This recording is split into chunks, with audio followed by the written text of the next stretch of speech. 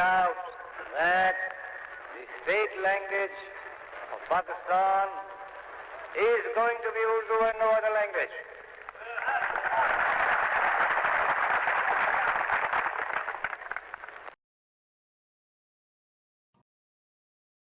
ওরা আমার মুখের ভাষা কায়রা নিতে চায়।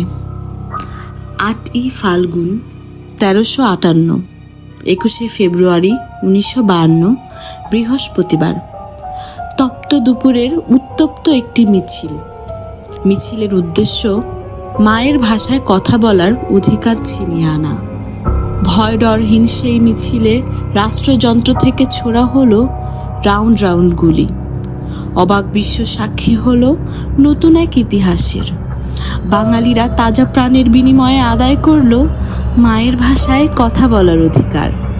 সালাম, বরকত, শফিক, জব্বাররা বুকের তাজা রক্ত ঢেলে চপটাঘাত বসালেন জিন্নাহদের মুখে।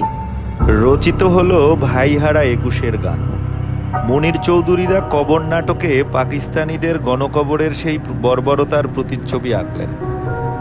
21 আমাদের চেতনা, 21 আমাদের লড়তে শেখায়, 21 আমাদের সুসজ্জিত কামানের মুখে গলা উঁচিয়ে স্লোগান দিতে শেখায়।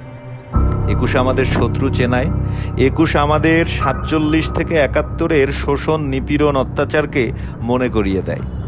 21 আমাদের জিন্না গংদের আসল রূপ সম্পর্কে স্পষ্ট ধারণা দেয়। 21 আমাদের মুক্তির সোপানের শুভ সূচনা ঘটিয়েছিল। 21 ভাইহারা বোনকে এখনও কাঁদায়, 21 জাগ্রত শহীদ মিনার হয়ে এখনও জিন্নাদের মুখে থুতু ছেটায়। রফিক, জব্বার, শফিউর, আউয়াল সহ সকল অকুতোবয়ী ভাষা সৈনিকদের কারণেই সেদিন ওরা আমার মুখের ভাষা কায়রা নিতে পারে নাই। বিনম্র শ্রদ্ধা সকল ভাষা শহীদদের প্রতি।